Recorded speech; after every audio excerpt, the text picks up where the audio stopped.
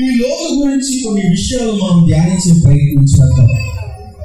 లోతు యొక్క ప్రారంభం నుండి మనం ఆలోచన చేసినట్లయితే 3 అంశాలు మనకి స్పష్టంగా కనబడతా ఉంటాయి.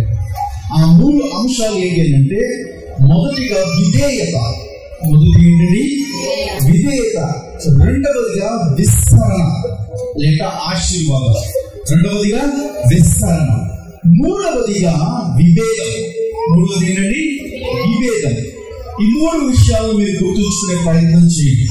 మొదటిగా విధేయత, రెండవదిగా విస్తరణ, మూడవదిగా విభేదం. ఈ 3 విషయాలు మనం ధ్యానించే ప్రయత్నించాలి.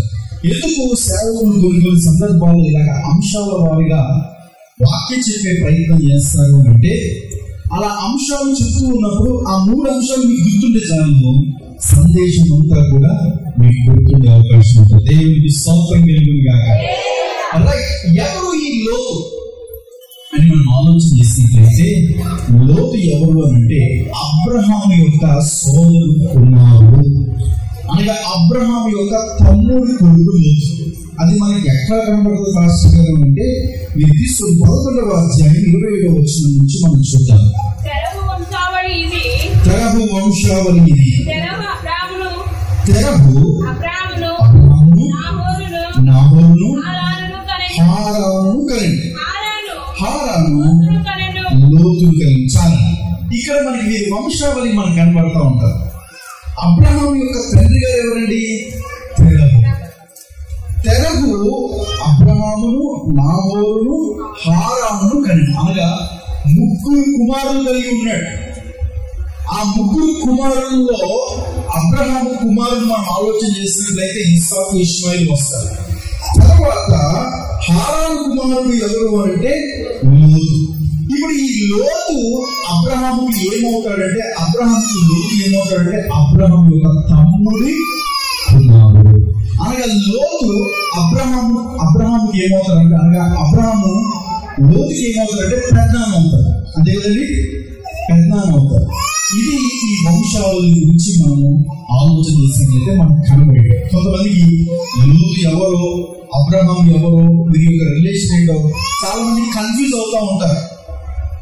అంకుల్ అని పిలుస్తూ ఉంటారు, లేకపోతే ఏవో రిలేషన్ అనుకుంటూ ఉంటారు. కానీ మనకి స్పష్టంగా బైబిల్లోనే ఎంత స్పష్టంగా 11వ అధ్యాయం 27వ వచనంలో మనకి స్పష్టంగా ఆన్సర్ దొరికింది. రైట్. ఇప్పుడు ఈ లోతు అబ్రహాం ఏమో పెద్దనాన్న అవుతున్నాడు. లోతు జీవితంలో జరిగిన విషాదం ఏంటో తెలిసింది. లోతు యవ్వన వయసులోనే తన తండ్రిని పోగొట్టుకున్నాడు. అది మనకి ఇక్కడే కనబడుతూ చూద్దాం. 29వ వచనం, 31వ వచనం, 22వ వచనం. హారాను అనగా లోతు తండ్రి హారాను తన పుట్టిన దేశమందలి ఊరను పట్టణంలో తన తండ్రి అయిన తెరాహు కంటే ముందుగా మృతి పొందాడు. అనగా లోతు గారికి తాతయ్య తెరాహు గారు ఉన్నారు కదండి, లోతు గారి యొక్క తండ్రి హారాను కదండి. ఈ లోతు గారి యొక్క తండ్రి తెరాహు జీవిస్తున్నప్పుడే, ఇంకా బ్రతికుండగానే తెరాహు తన కుమారుడైన హారాను పోగొట్టుకున్నాడు. అనగా లోతు యొక్క తండ్రి అయిన హారాను చనిపోయాడు. అనగా ఇప్పుడు ఈ లోతు తండ్రి లేని కుమారుడుగా మిగిలిపోయాడు. యవనస్తుడుగా మిగిలిపోయాడు. అనగా లోతు చిన్న వయసులోనే తన తండ్రిని పోగొట్టుకునే పరిస్థితి ఏర్పడింది. ఇలా తండ్రి పోగొట్టుకున్న తర్వాత ఈ తెరహు గారు ఏం చేశారంటే, అబ్రహాము లోతుని అందరినీ వెంటబెట్టుకొని వచ్చి ఒక స్థలంలోనికి చేరారు. ఇప్పుడు తర్వాత 12వ అధ్యాయంలో మనం వచ్చినట్లయితే, దేవుడు ఆ కుటుంబంలో నుండి అబ్రహామును దేవుడు ఏర్పాటు చేస్తున్నాడు. అబ్రహామాలే, నీ దేశము నుండి, నీ పరిస్థితులు, నీ కట్టుబాట్లు వేరే నేను చూపించిన దేశంలోకి వెళ్ళు అని దేవుడు ఆ కుటుంబంలో అబ్రహామును ఏర్పాటు చేస్తున్న తర్వాత, అబ్రహాము వెళ్తూ దేవుని మాటని ప్రయాణం కట్టుకుంటూ లోతును కూడా తన వెంట తీసుకుని వెళ్ళడానికి సిద్ధపడ్డాడు. దేవుడికి స్తోత్రం. ఎందుకు లోతును కూడా తీసుకుని వెళ్ళడానికి సిద్ధపడ్డాడు అంటే, లోతు ఇప్పుడు తండ్రి కుమారుడు. ఇప్పుడు లోతుకు తండ్రి సమస్తము ఎవరైనా ఉన్నారంటే అబ్రహామే. ఎందుకంటే నా తమ్ముడు చనిపోయాడు, నా తమ్ముడు కొడుకున్నాడు లోతు అబ్రహాము మంచి మనసుతో లోతును చేర్చుకొని తనతో పాటు ప్రయాణం పెట్టుకున్నాడు. తనతో పాటు తీసుకెళ్ళడానికి అబ్రహాము ఇష్టపడ్డాడు. దేవునికి స్తోత్రం కలుగునుగా. దయచేసి గమనించండి, ఈ యొక్క వ్యక్తిత్వ జీవితంలో దేవుడు మనందరికీ కూడా బంధుత్వం అనేది ఏర్పాటు చేశారు. ఎందుకంటే ఒంటరిగా ఉండడం దేవుడికి ఏమాత్రం ఇష్టం లేదు. మనిషి ఒంటరిగా ఉంటే ఆలోచనలతో నిరాశ విస్మయంలోకి వెళ్ళిపోతాడు. అందుకనే దేవుడు మనందరికీ ఏం చేశాడు అంటే రక్త సంబంధం బంధుత్వం అనేది ఏర్పాటు చేశాడు. కానీ ప్రస్తుతం ఉన్న రోజుల్లో ఈ బంధుత్వం ఏ విధంగా మారుతుందంటే డబ్బులు ఉంటేనే బంధుత్వం అవుతుంది. అంతేకాదండి, డబ్బులు ఉంటేనే, సంస్థలు ఉంటేనే, అన్ని ఉంటేనే వారి బంధువులందరూ ఎక్కువైపోతున్నారు. మనందరికీ కూడా దేవుడు బంధుత్వం అనేది ఏర్పాటు చేస్తారు. అయితే ఎందుకు ఈ విషయాలు చెప్తున్నానంటే మన బంధుత్వంలో మనం నివసిస్తున్న ఈ కుటుంబంలో మన వారికి ఎవరికైనా ఆపద వస్తే మనం ఏం చేయాలి? ఆపుతున్నారు. స్తోత్రం. బంధువులు అనే పేరు ఎలా వచ్చిందో తెలుసండి? బాధను పంచుకునే వారిని బంధువులు అని పిలుస్తారు. దేవునికి స్తోత్రం. అది ఆ పేరు అర్థం. అనగా బాధలను, కష్టాలను, ఈ బాధలను పంచుకునే వారు ఎవరైనా ఉన్నారంటే బంధువులే, రక్త సంబంధికులే. ఈ బంధుత్వం అనేది సాక్షాత్తు దేవుడే ఏర్పాటు చేసేది. కాబట్టి మన బంధుత్వంలో సంతోషంగా ఉన్నవారిని, ఆనందంగా ఉన్నవారిని పెళ్లిళ్లకు, పార్టీలకు, ఇవన్నిటికి పిలుచుకుంటున్న మనం ఎలాగా సంతోషంగా వెళ్ళిపోతామో అలాగే మన బంధుత్వంలో ఎవరికైనా కష్టం వచ్చినప్పుడు, ఎవరికైనా సమస్య వచ్చినప్పుడు, ఎవరికైనా చాలా ఇబ్బందికరమైన పరిస్థితులు ఉన్నప్పుడు వెంటనే వారిని ఆదుకునేవారుగా ఉన్నారు. వారి బాధను పంచుకునేవారుగా ఉన్నారు. వారి కష్టాల్లో వారిని పంచుకునేవారుగా ఉంటే ఆ బంధుత్వానికి చూసి దేవుడు చాలా సంతోషిస్తారు. దేవుడికి స్తోత్రం కలుగునుగాక. అలాగే ఇటీవల కాలంలో ఒక సిస్టర్ గారు చాలా బాధతో విషయం చెప్పారు. వాళ్ళ కుమార్తె గురించి లైఫ్ కొద్దిగా ఇబ్బంది అయ్యింది అన్నమాట. పిల్లలు పుట్టిన తర్వాత కొన్ని మ్యారేజ్, కొన్ని కుటుంబంలో పరిస్థితులు ఎదురవడం బట్టి మీ అమ్మాయిని కాపాడు పంపించడానికి మీ పిల్లల మీద తీసుకుని పంపించేశారట అత్తోడి గురించి. ఆ తల్లి చెప్తుంది, నా కుమార్తె కుటుంబం కట్టబడాలని అన్నప్పుడు నేను పెద్దలు కూర్చొని మాట్లాడితే అయిపోతుంది కదండి, ఏదో ఒకటి జరుగుతుంది కదంటే ఈ పెద్దలు బంధుత్వం నేను మా దగ్గర కూడా చక్కగా అందరూ కలిసి సంతోషంగా ఉండేవారు. పరిస్థితులు ఇలాంటి ఇబ్బందికరమైన పరిస్థితి వచ్చినప్పుడు ఎవరినైనా అడిగే ప్రయత్నం చేస్తే మాకు ఖాళీ లేదు, మాకు ఖాళీ లేదు, మాకు ఖాళీ లేదు అంటున్నారే కానీ మా కుమార్తె కుటుంబం కట్టబడాలి, దానికి నేను ఎలాగైనా ముందుకు రావాలని ఒక్కరు కూడా ముందుకు రావాలని సాహసం చేయలేదండి. ఏంటండి బంధువులు అని ఆ తల్లి చాలా బాధపడింది. సంతోషంగా ఉన్నప్పుడు అనేక మంది వచ్చేవారంట, కానీ ఈ కష్టంగా వెళ్తున్నప్పుడు ఒక్కరు కూడా వచ్చి ధైర్యం చెప్పి మీకు ఎందుకు మీరు ఉన్నారంటే మాట్లాడదాం అనేటువంటి వారు ఎవరు రాలేకపోతున్నారు. ఫస్ట్ ప్రార్థన చేయడం కోరుకుంటున్నాం. చాలా బాధ అనిపిస్తుంది. చూడండి, సంతోషంగా ఉన్నప్పుడు ఎలాగైతే అందరూ కలిసి బంధుత్వం అందరూ కలిసి సంతోషంగా పాల్పంచుకుంటున్నారు, అలాగే కష్టకాలంలో, బాధకరమైన సమయంలో, ఇబ్బందికరమైన సమయంలో కూడా ఆ బాధను పంచుకునే వారుగా ఉంటే నిజమైన బంధువులు. దేవుడికి స్తోత్రం కలుగునుగాక.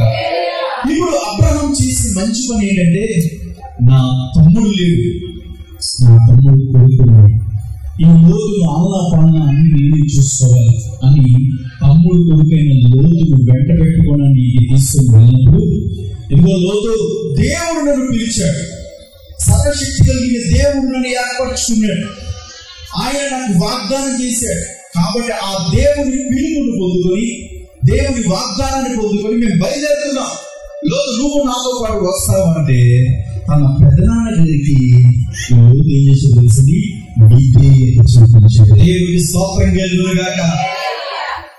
మీరు ఎక్కడికి వెళ్తే నాకేంటంటే మీరు వెళ్ళిపోండి, నా పని చూసుకుంటాను, నా ఇష్టం వచ్చిన నేను జీవిస్తాను అలా ఎవరి కాలంలో ఉన్నప్పటికీ అప్పుడు పిలవగానే విధేయత చూపించాడు. దేవుడికి స్తోత్రం కలుగునుగాక. లోతు స్థానంలో ఎవరైనా ఉన్నారంటే అది మనమే, విశ్వాసమే. అబ్రహాము స్థానంలో ఎవరైనా ఉన్నారు అంటే అది సాక్షాత్తు మన యేసుక్రీస్తు ప్రభువు.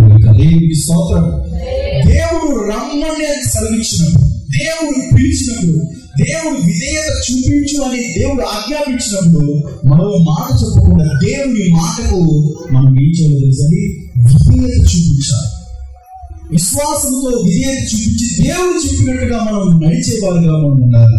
అప్పుడే మనం నిజమైన విశ్వాసము అని పిలువబడతాం. ఈ రోజుల్లో విధేయత చాలా కరువవుతున్న ఈ రోజుల్లో మనం ఒక్కసారి సమూయేలు జీవితాన్ని మనం ఆలోచన చేసినట్లయితే సమూయేలు ఎవరి దగ్గర పరిచయం చేస్తున్నారో తెలుసండి? ఏలీ అనేటటువంటి వృద్ధాప్యంలో ఉన్న దైవజనుల దగ్గర పరిచయం చేస్తున్నారు. ఆ వృద్ధాప్యంలో ఉన్న దైవజనులు ఎలాంటి దైవజనులు అంటే స్థూలకాయుడు, అనగా అసలు ఇక్కడి నుంచి అక్కడ కదలడానికి చాలా ఇబ్బంది పడేటటువంటి దైవజనుడు. ఆ దైవజనుడి దగ్గర పరిచయం చేయడం అంటే ఎంత కష్టం. చాపేయడానికనే సమయంలో అని పిలిచేవాడు అంటారు. అయ్యగారు వచ్చేస్తున్నారని చాపేసేవాడు. చిన్న మంచినీళ్ళు కావాలన్నా సమయంలో అని పిలిచేవాడు. అయ్యగారు వచ్చేస్తున్నాను. సమయంలో ఇప్పుడు కూడా బలిపీఠం దగ్గర పరిచయం చూస్తూ విధేయత తన దైవజనుడికి చూపించేవాడు. దేవునికి స్తోత్రం. హల్లెలూయా. ఈ రోజులో ఉన్న విశ్వాసులు విధేయత చూపిస్తున్నారు. ఆత్మీయ అమ్మ ఏదైనా ఫోన్ చేస్తే ఆ ఫోన్ వెంటనే లిఫ్ట్ చేసి చెప్పండి అమ్మా అనేటువంటి వారిగా ఉంటున్నారా? అమ్మ నుంచి ఫోన్ వస్తుందంటే ఆ ఫోన్ ఎత్తకుండా మళ్ళా స్విచ్ ఆఫ్ చేసి లేనట్టుగా చిత్రీకరించే వాళ్ళు ఒకసారి ఆలోచించారు. ఒక విశ్వాసి, ఒక పరిచారకుడు వారికి ఒక్కసారి చెప్తే ఆ ఒక్కసారి చెప్పిన పనిని నమ్మకంగా చేసినట్లయితే అప్పుడు ఆ పరిచారకుని విధేయుడు, అప్పుడు ఆ పరిచారకురాన్ని విధేయురాలు అని పిలుస్తారు. దేవునికి స్తోత్రం. సమూయేలుకు రెండోసారి చెప్పాల్సిన అవసరం లేదంటండి. అంత విధేయత చూపించేవాడు ఏది అనేటటువంటి దైవజనుడు. అందుకే కదండి మీరు గమనించారా? సమూయేలు అని దేవుడు పిలిస్తే చిత్తము ప్రభువా అన్నాడా? వెంటనే వచ్చేసాడు. ఎవరికి ఏమైనా దైవజనుడు అర్ధరాత్రి వెంటనే వచ్చి ఎవరు పిలిచారా? ఎంత విధేయతండి. దేవునికి స్తోత్రం. ఈరోజు పగలు పిలుపునే రాలేకపోతున్నారు. ఏమన్నా అమ్మా పరిచయం ఉంది, అమ్మా పరిచయం ఉంది, పగలు పిలుపుని రాలేకపోతారు. మీరు ఫోన్ చేస్తారా? ప్రార్థనలు కూడా అమ్మా ప్రార్థన రండి, పరిచయం సంగతి తర్వాత పక్కన పెట్టండి, ప్రార్థన రండమ్మా, ప్రార్థన ఉంది, ప్రార్థన రండమ్మా అని ఈ విధంగా అనౌన్స్మెంట్ చేస్తూ కాల్ చేస్తున్నా మీరు చాలా మంది రాలేకపోతున్న వారు ఉన్నారు. సమూయేలు బట్టి విధేయత స్థానంలో వెళ్ళాలంటే ఎంత క్రమశిక్షణ కలిగిన దైవ భయం కలిగిన జీవితం జీవించాలో ఒక్కసారి ఆలోచన చేయండి. ఆలోచన చేసినట్లయితే సమూయేలు స్థానంలో నాబోటి ఉంటే ప్రభు చెప్పిన నాతోనే మాట్లాడుతున్నావా నాయనా అనేవాడేమో నాబోటి సెలవు ఉంటే. కానీ ఆశ్చర్యం కలిగింది ఏదో తెలుసా? సమూయేలు ఆ స్వరం ఉన్నప్పుడు దైవజనులను పిలుస్తున్నాడేమో, ఏదో అవసరం ఉందేమో, ఏదో పరిచర్య అవసరం ఉందేమో, వెంటనే నేను దైవజనుడి దగ్గరికి వెళ్ళాలని పరుగుపడిన దైవజనుడి దగ్గరికి అయ్యారు, నేను అవసరమా అయ్యారు, పిలిచారా అయ్యారు అని ఆ విధంగా ఏమైనా దైవజనుడి గురించి విధేయత చూపించినప్పుడు అలా దైవజనుడు చాలా సంతోషంగా మంచి పరిచారకుడు దేవుడికి ఇచ్చారు. దేవునికి స్తోత్రం. అలాంటి మంచి విధానాన్ని మనం సంపాదించుకోవాలి. సంఘంలో దేవుడితో ఉన్న ఈ పరిచారకులు ఉంటే చాలా, ఈ పరిచారకులు ఉంటే చాలా, అన్ని పనులు చక్కబెట్టారు, అన్ని పనులు చూసుకుంటారు. ఉన్న నలుగురైనా సరిపోతే చాలండి. మంచిగా నమ్మకంగా విధేయత చూపించే వారు సంఘంలో పరిచయం చేసేవారు ఉంటే వారిని బట్టి దేవుడు ఇంకా గొప్ప కార్యాలు జరిగిస్తారు. దేవుడి స్తోత్రం. అంత విధేయత చూపించాడు కాబట్టి దైవజనుడైన ఈయన అంటాడు, నేను పిలవలేదు కానీ మూడవసారి సమూయేలు కలిస్తే ఇక్కడ చిత్తము ప్రభావి దాసుడు ఆలోచిస్తున్నాడు, సరే దేవుడు మీతో మాట్లాడడానికి ఇష్టపడుతుంది అని దైవజనుడు ఏమి సమూయేలు మాట్లాడడం చేస్తారు. ముందు మనకి ఎక్కడ విధేయత చూపించాలంటే సంఘంలో విధేయత చూపించాలి, పరిచర్యలో విధేయత చూపించాలి, చేసే పనుల విధేయత చూపిస్తే అప్పుడు దేవుడు నీ జీవితంలో మాట్లాడి దేవుడు నీ జీవితంలో అద్భుతం చేస్తారు. సమూయేలును ఆశీర్వదించే విధానం చూస్తే సమూయేలు మొట్టమొదటిగా ప్రార్థనా పరుడుగా, పరిచర్యకుడుగా, ఆ చర్చిలో అన్ని పనులు చేసేవాడుగా, నమ్మకంగా జీవించి తన దైవజనుడికి విధేయత చూపించాడు కాబట్టి సమూయేలును దేవుడు ప్రవక్తగా ఆశీర్వదించాడు. దేవునికి స్తోత్రం. ఎంత ప్రవక్తగా ఆశీర్వదించాడంటే రాజులను అభిషేకించే ప్రవక్తగా ఆశీర్వదించాడు. ఇంకా మనం ఆలోచన చేసినట్లయితే బైబిల్లో ఉంటది, ప్రార్థన చేసేటటువంటి వారిలో సమూయేలు ఉండేను అనేటువంటి మాట కీర్తనలో మనం కనబడతాం. ఇంకా దేవుడి సమూయేలు ఎంతగా ఆశీర్వదించాడంటే ఆ రోజుల్లో రాజుగా ఇలా నడుచుకుంటూ వస్తే ప్రజలు ఇలా లేచి చేతులు కట్టుకొని నిల్చునేవారు. రాజు నడుచుకుంటూ వస్తారు. కానీ సమూయేలు జీవితం ఏంటో తెలుసా, దేవుడు ఎంతగా ఆశీర్వదించాడో తెలుసా? రాజు నడిస్తే ప్రజలు నిలబడుతున్నట్లయితే సమూయేలు గారు వస్తేనట రాజు అంట సింహాసనం లేచి చేతులు పెట్టుకొని, దైవజనుడా సమాధానంగానే వస్తున్నావా, దైవజనుడా ఏం చేయాలో చెప్పండి అని రాజు నిల్చునేవారట. ఒక దైవజనుడు వస్తే దేవుడి స్తోత్రం. అతని దేవుడు దైవజనుడికి ఇచ్చిన ఆధిక్యత. ఈ రోజు ఒక చిన్న ఎమ్మెల్యే దేవుడు దైవజనుడిని అక్కడ పెట్టాడు. దేవుడు తన మాటను దైవజనుడు చెప్పాడు. ఆ రోజులో దైవజనుడు ఆ దేశం క్షేమం ఎలా ఉండాలో, ఎలా పరిపాలన చేయాలో దైవజనుడు రాజుకు చెప్పాడు. ఆ రాజు తన మంత్రివర్గానికి చెప్పి ప్రజలకు చెప్పేవారు. ఇది దేవుని యొక్క క్రమం. దేవుడు దైవజనుడు చెప్పాలి, దైవజనుడు రాజుకు చెప్పాలి, రాజు ప్రజలకు చెప్పాలి. ఇది దేవుడు ఏర్పాటు చేసిన క్రమం. అంతగా దేవుడు సమూయేలును ఆశీర్వదించాడు. కారణం ఏదైనా ఉన్నదంటే విధేయత. ఏంటంటే విధేయత. కాబట్టి మనం ఉంటున్న ఈ సమయంలో నమ్మకంగా చూస్తూ ఆత్మీయతల పట్ల మనం విధేయత చూపించాలి. ఇప్పుడు లోతు అబ్రహాముకు ఏం చూపిస్తున్నాడు సరే, విధేయత చూపిస్తున్నాడు. సరే అబ్రహాం గారు, దేవుడు పిలిచిందని చెప్పారు కదా, మీతో పాటు నేను కూడా వస్తాను రమ్మంటున్నారు కదా, మీతో పాటు మేము కూడా వస్తాం. ఇప్పుడు అబ్రహాము లోతును వెంట పెట్టుకుని తీసుకుని వెళ్ళాడు. లోతును వెంట పెట్టుకుని తీసుకుని వెళ్ళిన తర్వాత జరిగింది తెలుసా, దేవుడు అబ్రహాము సమృద్ధిగా ఆశీర్వదించాడు. అబ్రహాము ఆశీర్వదించబడుతున్నాడంటే దాని కారణం ఏంటంటే దేవుడు అబ్రహాము ఇచ్చిన వాగ్దానం, నేను నిన్ను ఆశీర్వదిస్తాను, నువ్వు అనేక మందికి ఆశీర్వాదకరంగా మారుతావు. ఇది దేవుడు ఇచ్చిన వాగ్దానం.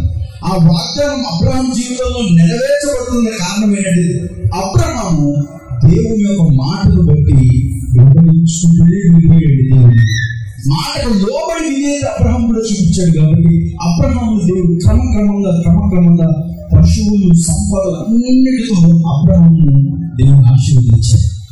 ఇప్పుడు అబ్రహాం ఆశీర్వదించబడుతున్నాడు. సేమ్ టైం ఎవరు ఆశీర్వదించబడుతుందో తెలుసండి, లోతు కూడా ఆశీర్వదించబడుతున్నారు. దేవునికి స్తోత్రం కలుగునుగా. హల్లెలూయా. దైవజనుడు ఆశీర్వదించబడితే చాలండి, సంఘం కూడా ఆశీర్వదించబడుతుంది. దేవునికి స్తోత్రం.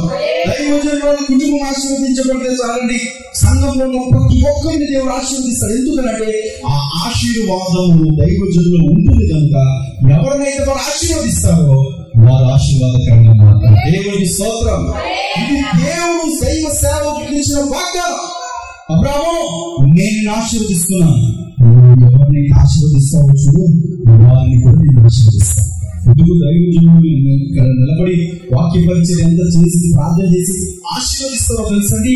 ఈ ఆశీర్వాదమైనటువంటి వచనం, ఈ మాటలు దేవుని నుండి వచ్చిన దైవజనుడు చేతులు చాపి మనస్ఫూర్తిగా దేవుని బట్టి ఆశీర్వదిస్తే ఖచ్చితంగా ఆ ప్రార్థనకు మనస్ఫూర్తిగా ఏకీభవించే వారు ఆశీర్వదించబడతారు. ఎందుకంటే దేవుని వాగ్దానం. ఇప్పుడు అబ్రహాము ఆశీర్వదించబడుతుందంటే లోతు కూడా ఆశీర్వదించబడుతున్నాడు. దేవునికి స్తోత్రం. లోతు ఆశీర్వదించబడడం కారణం ఏదైనా ఉండదు, ఏమీ లేదని అబ్రహాం వెంబడిస్తున్నాడు. అదే దేవునికి స్తోత్రం.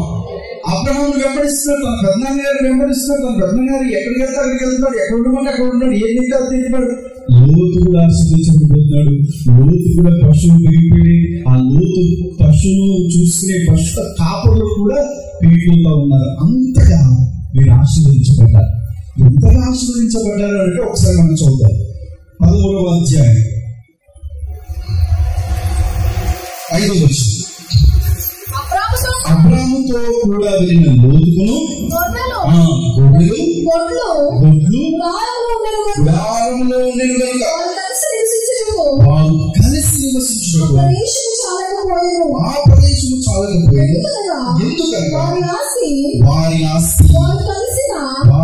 కలిసి నివసించలేనంత విస్తారమైన దేవునికి స్తోత్రం. హల్లెలూయా. ఇప్పుడు లోతు ఆశీర్వదించబడడానికి కారణం ఎవరైనా ఉన్నారంటే అబ్రహామే. అబ్రహాం బట్టి దేవుడు లోతును కూడా ఆశీర్వదించాడు. ఎంతగా ఆశీర్వదించాడంటే అబ్రహాంకు పశువులు ఉంటే లోతు కూడా పశువులు వచ్చేసి, అబ్రహాంకు పశువులు కాపర్లు ఉంటే లోతు కూడా పశువులు కాపర్లు వచ్చేసి, అబ్రహాంకు గుడారాలు ఉంటే లోతు కూడా గుడారాలు వచ్చేసి, అబ్రహాంకు స్థలాలు ఉంటే లోతు కూడా స్థలాలు వచ్చేసి, వీరిద్దరు పశువులు కాపరు వీళ్ళందరూ కలిసి ఒక చోట నివసించలేనంతగా విస్తరించబడ్డారంటే దేవునికి స్తోత్రం కలుగునుగా. ఇది దేవుడు ఇచ్చినటువంటి మొదట విధేయత, రెండవది విస్తరణ అంటే వారు విస్తరించారు, ఆశీర్వదించబడ్డారు, దీవించబడ్డారు. ఎవరిని బట్టి అంటే దేవుడు. బైబిల్లో ఆశీర్వాదం గురించి అనేక మాటల్లో మాట్లాడుతుంది. ఏంటో తెలుసా? యెహోవా ఆశీర్వాదము ఐశ్వర్యం ఇచ్చింది, నరుల కష్టం అది ఎంత మాత్రమో సరిపోదని మాట్లాడతారు. అనగా ఆశీర్వాదం ఇచ్చేది ఎవరైనా ఉన్నారంటే దేవుడే ఒక వ్యక్తిని దేవుడు గమనించి వారి విధేయతను చూసి దేవుడు ఆశీర్వదిస్తారు. ఎందుకంటే మన దేవుడు ఆశీర్వదించే దేవుడు. దేవునికి స్తోత్రం. శపించే దేవుడు కాదని మన దేవుడు ఆశీర్వదించే దేవుడు, దీవించే దేవుడు. మరి ఆశీర్వాదం ఎలా వస్తుంది మనం ఆలోచన చేసినట్లయితే బైబిల్ గ్రంథం శ్రమిస్తుంది. నీతిమంతుడు నిశ్చయముగా తన కష్టార్జితాన్ని దేవుడు చూసి ఆశీర్వదిస్తారు, అనుభవిస్తారు. నీతిమంతుడు తన కష్టార్జితాన్ని అనుభవిస్తారని వాక్యం శ్రమిస్తారు. దేవుని యందు భయభక్తులు కలిగి జీవిస్తూ నీతిగా యథార్థంగా జీవిస్తే వారి కష్టార్జితాన్ని అంటే దేవుడు ఆశీర్వదిస్తారు. ఎలా ఆశీర్వదిస్తారో తెలుసా? చెప్పే ప్రయత్నం చేస్తాం, జాగ్రత్తగా. నీతిగా యథార్థంగా కష్టపడుతున్నారు, వచ్చి ఆ కొంత జీతమైనా దేవుడు దాన్ని ఎలా ఆశీర్వదిస్తారంటే ఆ జీతం అంతా నీకు సరిపోయేటట్టుగా చేస్తారు. ఆ జీతాన్ని వృధాగా పోనివాడు, ఆ జీతాన్ని వ్యర్థమైన దానికి పోనివాడు, ఆ జీతాన్ని ఆ డబ్బుని పాపానికి పోనివాడు, ఆ జీతాన్ని ఆ డబ్బుని వడ్డీకి పోనివాడు. ఏది కూడా దేవుడు ఆ డబ్బులను ఆ జీతాన్ని పోనివ్వకుండా అదంతా నీకు సంపూర్ణంగా సరిపోయేట్టుగా దేవుడు చేస్తాడు. ఇది ఆశీర్వాదం. దేవునికి స్తోత్రం. ఈరోజు చాలా మంది వేల రూపాయల జీతాలు కలిగి ఉంటారు, ఆఖరికి వచ్చేసరికి ఏమీ మిగలదు. ఎందుకు మిగలదా? వెళ్ళిపోవాల్సినన్నీ వెళ్ళిపోతున్నాయి. ఏంటండి? వెళ్ళిపోవాల్సినన్నీ వెళ్ళిపోతున్నాయి. ఆరోగ్యం ఒకవేళ బాధదనుకోండి, ప్రస్తుతం ఉన్న రోజుల్లో ఆరోగ్యం బాధదనుకోండి, ఎంత అవుతుందో మనకి తెలియదు. ఇటీవల కాలంలో ఒక దైవజనుడు, మాకు తెలిసిన దైవజనుడు ఒక మీటింగ్ లో చక్కగా మేమందరం పాల్గొంచుకున్నాము. తర్వాత రెండవ రోజు మూడో రోజు ఆ దైవజనుడికి బాగాలేదని విన్నాను. ఏమైందంటే బ్లడ్ మోషన్స్ అయినాయి అని చెప్పారు. సరే అని చెప్పేసి ఆసుపత్రిలో జాయిన్ చేశారు. ఆసుపత్రిలో 2 రోజులు 3 రోజులు ఉన్నారు. తర్వాత మళ్ళీ డిశ్చార్జ్ అయ్యి ఇంటికి వచ్చారు. ఎంత అయిందండి బిల్ అని ఆలోచన చేస్తే అక్షరాల 2 లక్షల రూపాయలు. ఎంతండి? టుడే వైద్యం is very costly, very expensive. కాబట్టి మనం ఏం చేయాలి? మన ఆరోగ్యాన్ని కాపాడాలి. మనం ఆరోగ్యాన్ని కాపాడుకోవాలంటే మన ఆరోగ్యాన్ని ఇచ్చేది ఎవరంటే దేవుడే. దేవుడికి స్తోత్రం. బైబిల్ ఏమో తెలుసా? నీ పంటలు తినేసి పురుగును నేను గర్తిస్తానన్నాడు. అనగా మన ఆశీర్వాదాన్ని, మన సంపదను, మన డబ్బును, మన జీతాన్ని ఎప్పుడు దొంగలుద్దామా అని సైతాన్ని 1000 చోట్ల చూస్తాం. త్రాగుడని అలవాటు ఉందనుకోండి, ఆ వ్యక్తిని సైతాన్ని ఒప్పుకొనిస్తాడా? వచ్చిన డబ్బుని డైరెక్ట్ అక్కడ ఖర్చు పెట్టాల్సిందే. సైతాన్ని ఈ విధంగా ప్రేరేపించి మనుషులు ఏం చేస్తారు? వారికి ఉన్న డబ్బులు, వారికి ఉన్న సంపదను, వారికి ఉన్న ఆశీర్వాదాన్ని అనుభవించకుండా ఈరోజు సైతం అనేక మంది మన డబ్బులను కాదిస్తూ తప్పుగా తిరుగుతున్నారు. అదే దేవుని యందు భయభక్తులు కలిగి నీతిగా యథార్థంగా కష్టపడితే దేవుడు ఏం చేస్తారని ఆ డబ్బులను పాపానికి పోనివ్వకుండా, ఆ డబ్బులను వ్యర్థమైన దానికి పోనివ్వకుండా, ఆ డబ్బులను మరో వేరే కారణాలు దేనికి పోనివ్వకుండా డబ్బులంతా నీకు, నీ కుటుంబాన్ని సమృద్ధిగా సరిపోయేటట్టుగా నా దేవుడు చేస్తాడు. ఇది ఆశీర్వాదం. దేవుడికి స్తోత్రం కలుగునుగాక. ఈ ఆశీర్వాదం తెలియక చాలా మంది వేల రూపాయలు వస్తున్నా కూడా మనశ్శాంతి ఉన్నట్లు, శాంతి సమాధానం ఉన్నట్లు. డబ్బులు అయితే ఉంటున్నాయి కదా, నా డబ్బు ఏం చేస్తారో తెలియని పరిస్థితుల్లో కూడా చాలా మంది చేస్తారు.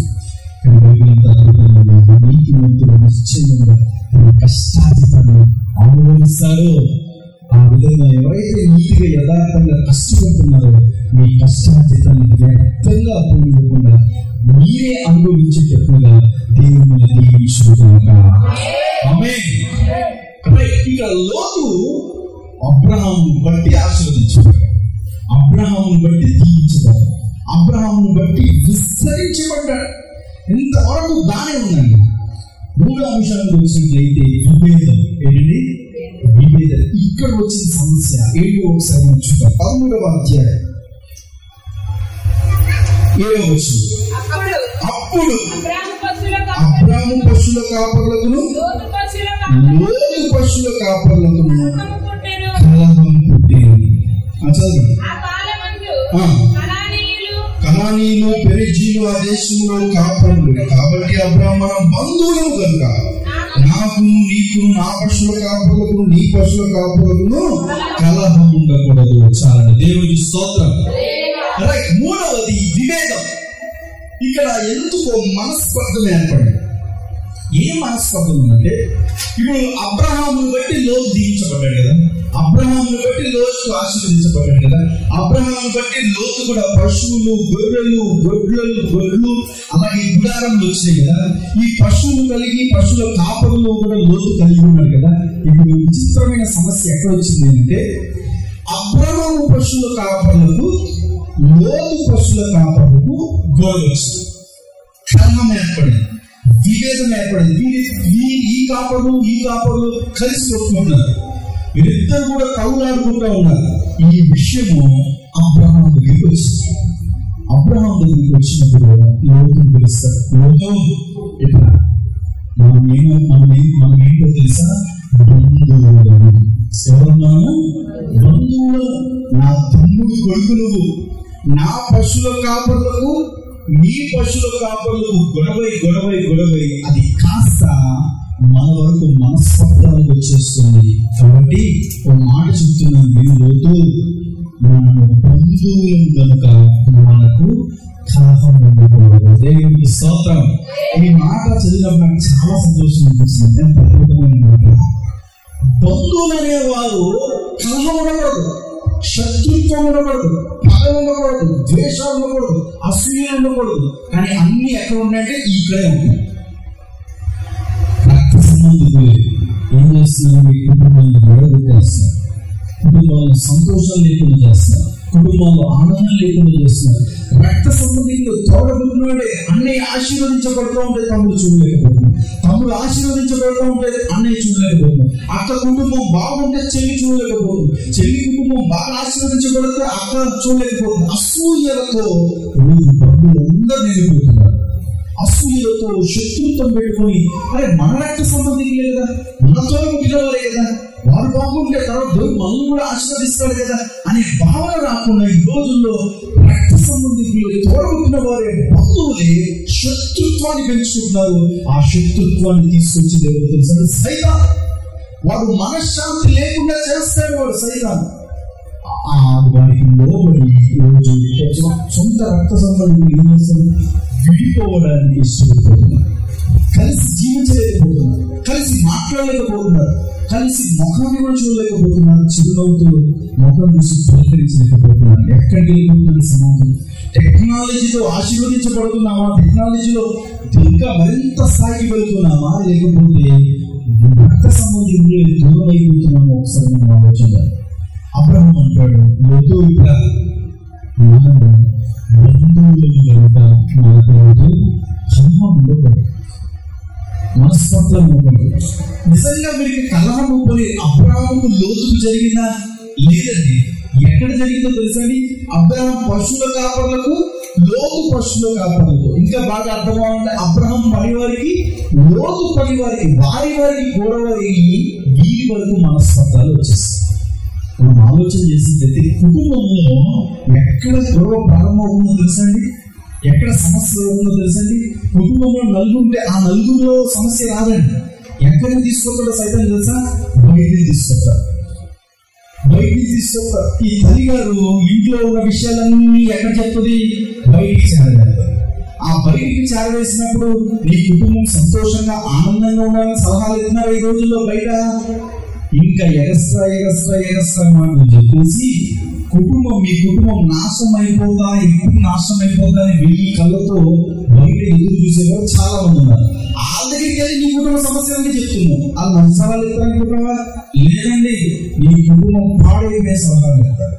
నీ కుటుంబం మొత్తం కూడా విచ్ఛిన్నమయ్యే సలహాలు ఇస్తారు. ఆ సలహాలు తీసుకొచ్చి మీ అత్నం కొడుకుని వేధించేస్తావు, భర్తను వేధించేస్తావు, కూతుర్ని వేధించేస్తావు, అందరికీ మన శాంతి లేకుండా ఇది ఈ రోజున జరుగుతుంది. ఒకటే గుర్తుంచుకోండి,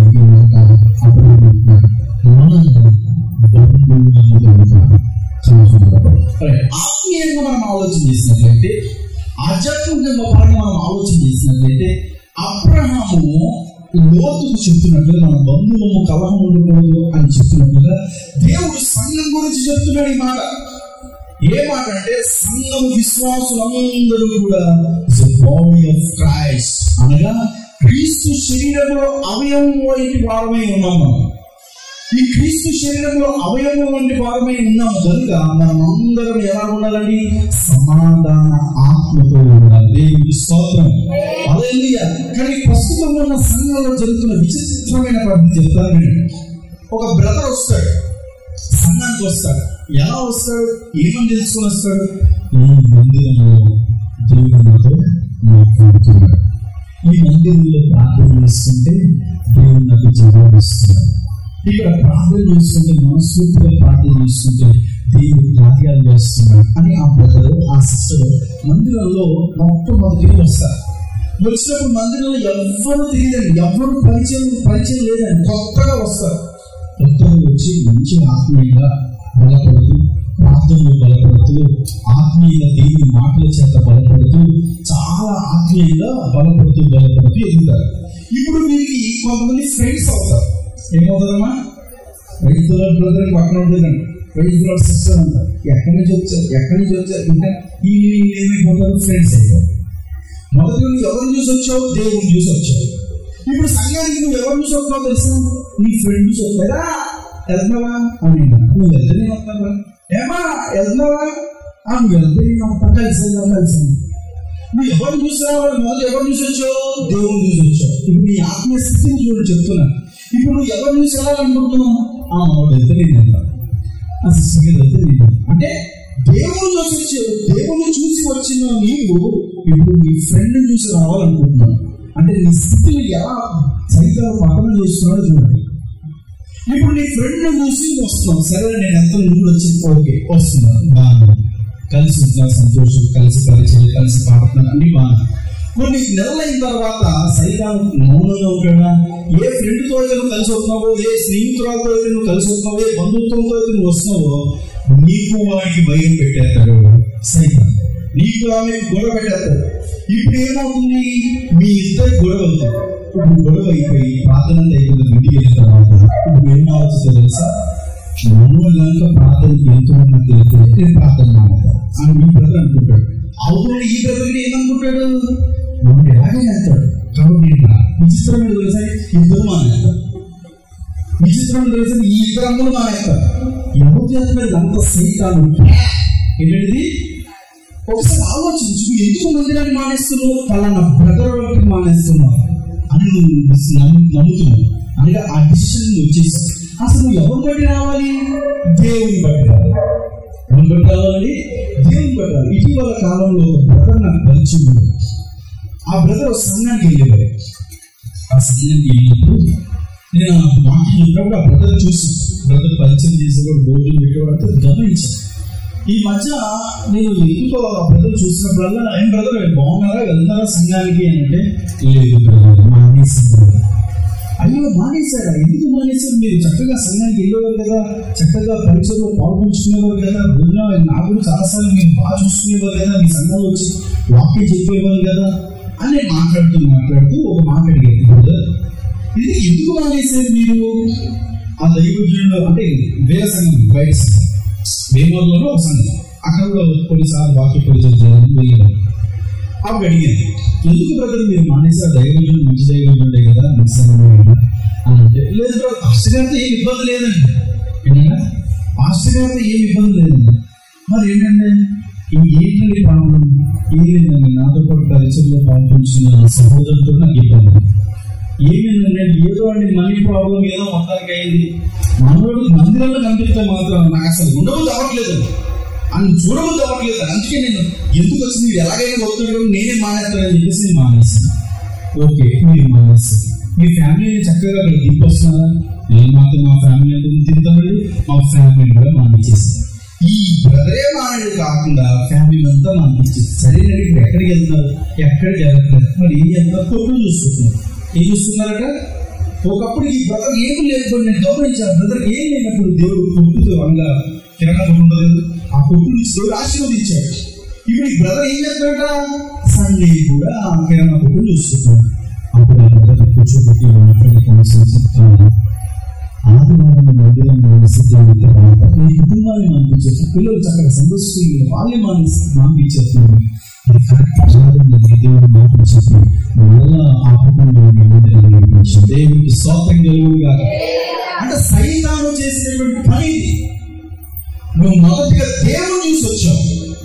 సంఘంలోనికి ఎవరికి దేవుడు చూసి వచ్చావు. దేవుడిని చూసి వచ్చినప్పుడు ఎంత విశ్వాసంతో ఎంత భయభక్తులతో నుంచి కూర్చొని పాటలు పాడి దేవుని స్తుతిస్తూ దేవుని వాక్యం ఎలాగైతే విని ఆత్మీయంగా బలపడ్డావో అదే ఆధ్యాత్మికమైన జీవితంలో కనబడుతున్నావు. దేవునికి స్తోత్రం.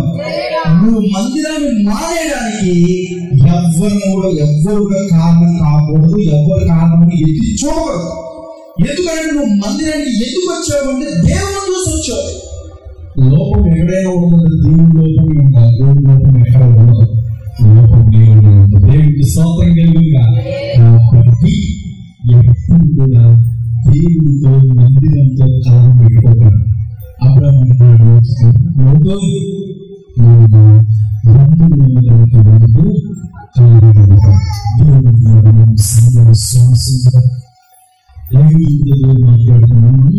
క్రీస్తు అవయవము కనుక ఈ శరీరంలో ఏదైనా అవయవం పాడైపోయిందనుకోండి, ఈ శరీరం సంతోషంగా ఉంటుందా, ఆనందంగా ఉంటుందా? వెళ్తూ నుండి 6 అడుగులున్న వ్యక్తి 6 అంగుళాలు కలిగిన మీకు గుచ్చుకుందనుకోండి, వెళ్ళని దాటిపోతాడు. కాలు గుచ్చుకుందని చెయ్యమని నీ కాలుకి కూడా గుచ్చుకుంది, నాకు గుచ్చుకోలేదని చెయ్యమని సంతోషం ఉంటుందా? తల ఏమైనా సంతోషం ఉంటుందా? ఈ అవయవంలో ఏదో ఒక పాటలో ఏదైనా హామీ జరిగితే ఈ అవయవంలో ఎలా వెనవెళ్ళాడుతుందో సంఘం అనేటటువంటి క్రీస్తు శరీరంలో ఒక్కరు తప్పిపోయినా దేవుడు అంతగా కనపడతాడు. దేవుని స్తోత్రం కలుగునుగా. కాబట్టి అబ్రహాము అంటున్నాడు, లోతు మన బంధువులను కనుక కలగకూడదు. దేవుడు అంటున్నాడు, సంఘ విశ్వాసం క్రీస్తు అవయవులు మనందరం కనుక మనకు కలగము ఉండకూడదు అని అబ్రహాము లోతుకు చెప్పినట్టుగా దేవుడు సంఘాన్ని చెప్తున్నాడు. కానీ విచిత్రం మీరు తెలుసండి, లోతు సరే మనం కలగం ఉండకూడదు అంటున్నారు కదా అబ్రహాము. ఓకే, నా పశువులు కాకపోతే నేను నచ్చుకొని ఇంకా ఎప్పుడు కలహం రాకుండా ఎప్పుడు మనస్పర్ధలు రాకుండా చూస్తాను కదా. ఎందుకంటే నాకు ఏమీ లేనప్పుడు మీరే నన్ను పోషించారు, ఏమీ లేనప్పుడు మీరే నన్ను తీసుకెళ్ళారు, ఏమీ లేనప్పుడు అన్ని మీరే చూస్తున్నారు. ఇప్పుడు నేను ఆశీర్వదించబడ్డాను అంటే కారణం ప్రధాని గారు, అబ్రహాము గారు మీరేనండి. మీరు ఏది చెప్తే అది చేస్తాను అని లోతు అనాలి. కానీ కలిసి నివసించడానికి ఇష్టం లేకుండా లోపల పాపాన్ని దాచుకుంటూ లోతు అనేటటువంటి పేరు కర్తను దాచుకుంటా. ఏం దాచుకున్నాడు తెలిసింది? శరీరాశను, నేత్రాశను, జీవపు గర్వమును లోతు దాచుకుంటూ వచ్చింది అసలైన సమయం. ఏ సమయం? విభేదించే సమయం, విడిపోయే సమయం, స్వతంత్రంగా జీవించే సమయం, నేను నా ఇష్టం వచ్చినట్టుగా జీవించే సమయం వచ్చింది అని ఎగిరి గంతేస్తూ సంపూర్ణ నిర్ణయానికి వచ్చేస్తున్నాడు. తర్వాత తను తీసుకున్న ఆ ఒక్క నిర్ణయం బట్టి కుటుంబం ఎంత అపరాధం అయిపోయిందో దేవుని విషయమైతే వచ్చేది తెలుస్తుంది. అప్పుడు దేవుని వాక్యం దీవించి ఆశీర్వదించును గాక.